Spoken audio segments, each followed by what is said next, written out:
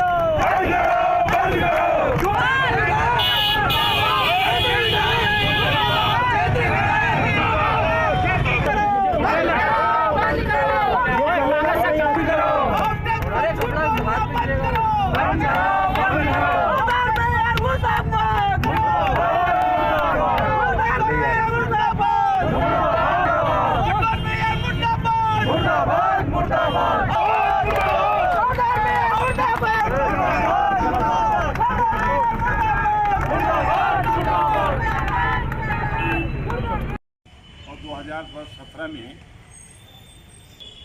कोटद्वार में नगर निगम थोप दिया।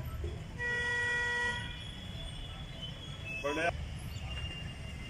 आप सब लोग जानते हैं कि टैक्स लगाने के पीछे एक व्यवस्था होती है।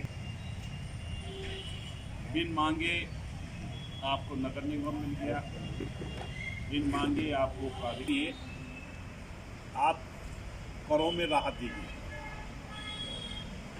राजनीति तो ज़िंदगी भर मैंने आज तक नहीं की। मैंने विकास किए हैं, विकास करता रहूँगा और जनता को निश्चित रूप से राहत देने का मैं हमेशा काम करता रहा हूँ।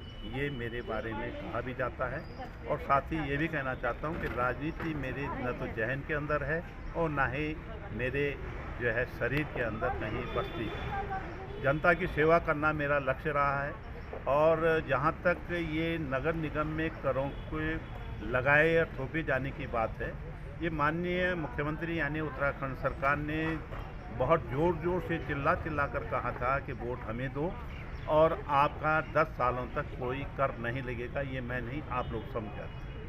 उसके बाद एक और आदेश आता है कि इसमें स्वर का निर्धारण किया जाए। एक और आदेश भी जो है अंडर कंसिडरेशन था कि एक मुफ्त यानी वन टाइम सेटलमेंट करते हुए लोगों के घरों से टैक्स वसूला जाए। इन दोनों में उन्होंने जो है स्व कर को जो है निर्धारित करने का एक आदेश जारी किया, जिसको 25 फरवरी 2020 में नगर आयुक्त, क्योंकि उनके रिप्रेजेंटेटिव होते हैं राज्य सरकार के, उन्होंने उसको जो है बोर्ड में रखा और उसको अपनी सहमति के लिए जो है इन पार्षदों के सम्मुख रखा।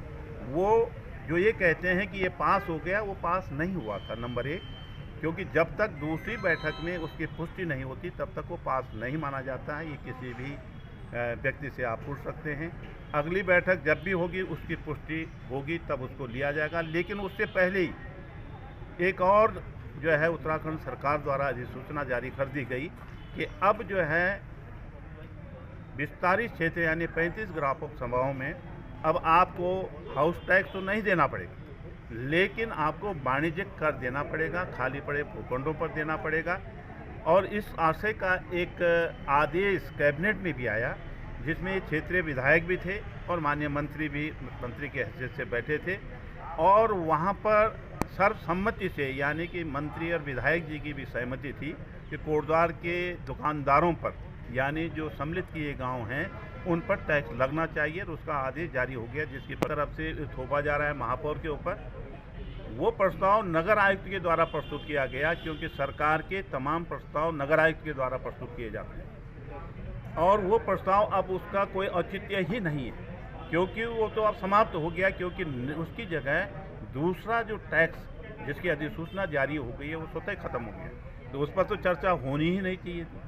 चर्चा इस बात पे होनी चाहिए थी कि यहाँ पर जो कर लगाया जा रहा है उसके विरोध में और आपत्तियाँ अधिक से अधिक दर्ज होती और अगर 80% व्यवसायियों ने भाबर क्षेत्र के जो पहला था दी होती तो ये स्वतः खत्म हो जाता। मंत्री जी को अपनी घोषणा